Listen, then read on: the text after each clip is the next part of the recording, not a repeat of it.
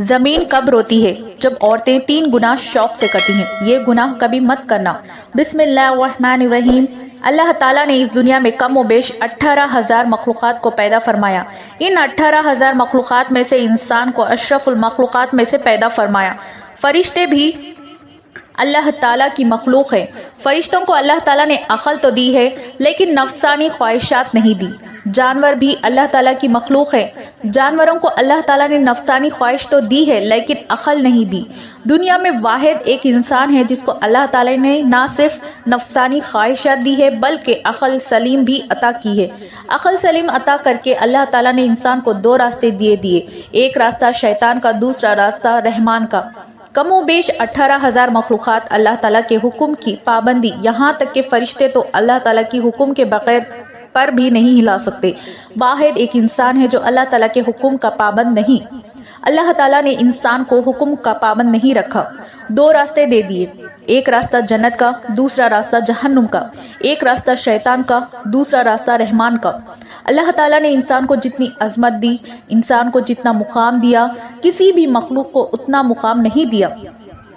حضرت انسان نے اس دنیا میں آ کر جس کو اللہ تعالیٰ نے پسند فرمایا ہے، انسان کو اشرف المخلوقات بنا کر اللہ تعالیٰ نے حضرت کا لقب دیا۔ جس انسان کو اللہ پاک نے حضرت بنایا، اس حضرت نے اس دنیا میں آ کر جو کارنامے سر انجام دیے، کسی مخلوق نے بھی وہ کارنامے سر انجام نہیں دیے۔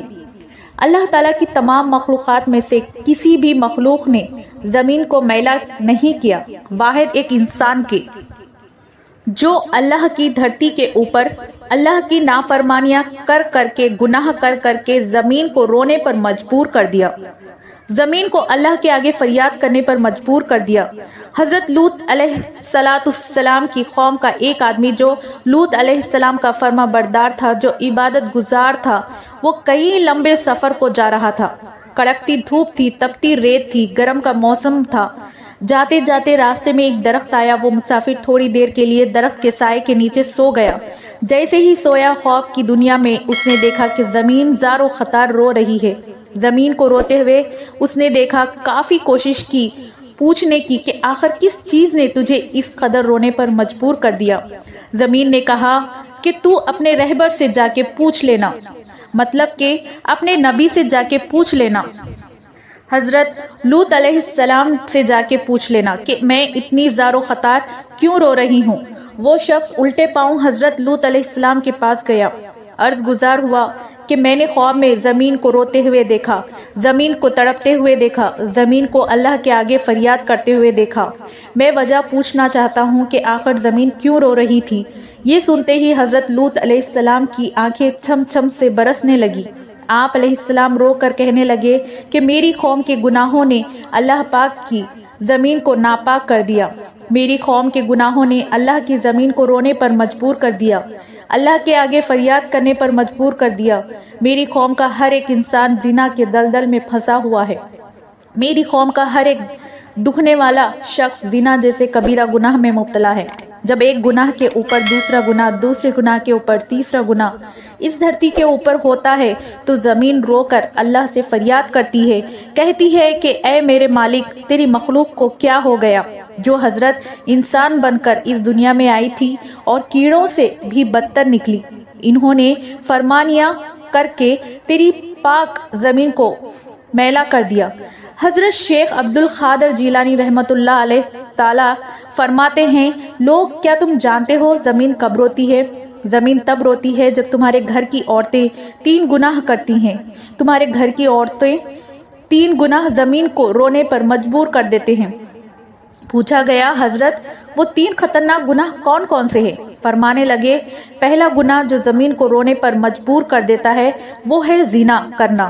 جب ایک مرد ایک عورت دونوں مل کر بدکاری کرتے ہیں، زنا کرتے ہیں، زنا کرنے کے بعد جب عورت غسل کرتی ہے، پانی اس کے سر سے گزرتا ہوا جسم کے ایک ایک بال کو چھوتا ہوا پیروں سے نیچے زمین پر جاتا ہے، تو اس وقت زمین رو کر کہتی ہے، چیخ کر کہتی ہے، میرے مالک، تیرے بندوں کو کیا ہو گیا؟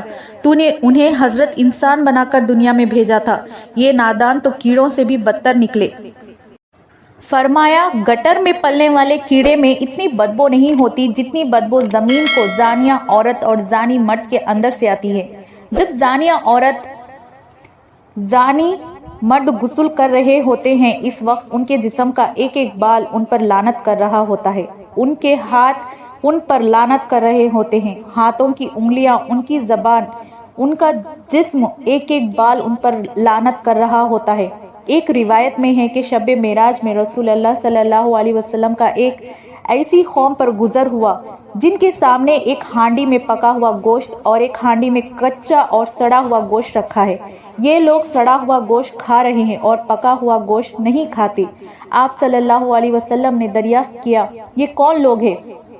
جبرائیل آمین نے کہا، یہ آپ صلی اللہ علیہ وسلم کی امت کا وہ شخص ہے جس کے پاس حلال اور طیب عورت موجود ہے، مگر وہ ایک زانیہ عورت کے ساتھ زنا کرتا ہے۔ حضور صلی اللہ علیہ وسلم ارشاد فرماتے ہیں، یعنی ضرور میری امت میں کچھ لوگ ایسے ہونے والے ہیں کہ حلال ٹھہرائیں گے عورتوں کو شرمگاہ یعنی زنا اور ریشمی کپڑوں اور شراب اور باجوں کو صحیح فرمایا۔ عورت کا دوسرا گناہ جو زمین کو رونے پر مجبور کر دیتا ہے وہ ہے شوہر کی غیر موجودگی میں شوہر کی اجازت کے بغیر جو عورت گھر سے قدم اٹھا کر باہر رکھتی ہے، وہ قدم جب باہر کی طرف نکلتا ہے اس وقت دھرتی رو کر کہتی ہے، زمین چیخ کر کہتی ہے، او نادان عورت، کاش کہ تو جان لیتی کہ شوہر کی فرما برداری کا مقام و مرتبہ کیا ہوتا ہے، کاش کہ تو جان لیتی کہ شوہر کی اجازت کے بغیر شوہر کے غیر موجودگی میں گھر سے باہر نکلنے کی سزا کتنی ہے، تو گھر میں مٹ جاتی لیکن شوہر کی اجازت کے بغیر اپنا قدم دروازے سے باہر نہ رکھتی۔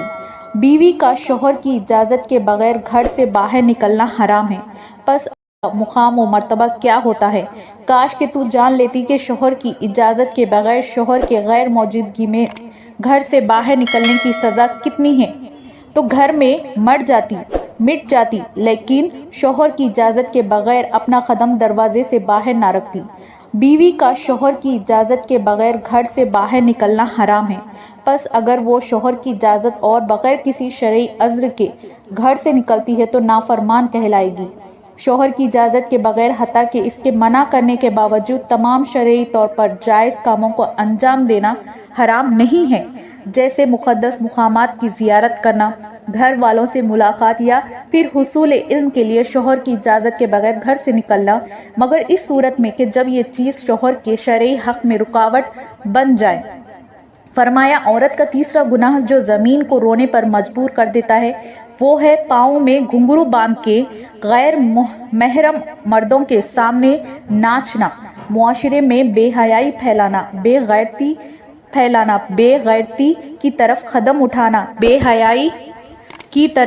اٹھانا، گانا سننا اور بجانا شریعت میں حرام ہے، قرآن کریم میں ہے، اور بعض لوگ ایسے بھی ہیں جو ان باتوں کو خریدار بنتے ہیں جو اللہ سے غافل کرنے والی ہیں تاکہ اللہ کی یاد سے بے سمجھے گمراہ کرے اور اس کی ہنسی اڑائے، ایسا لوگوں کے لیے ذلت کا عذاب ہے۔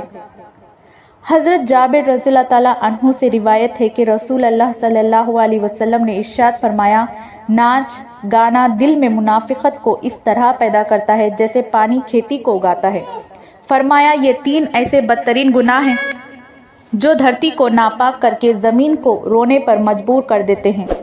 اللہ پاک ہمیں بہتر عمل کرنے کی توفیق عمل فرمائے اور ہمیں نیکوکاروں میں شامل کرے، آمین۔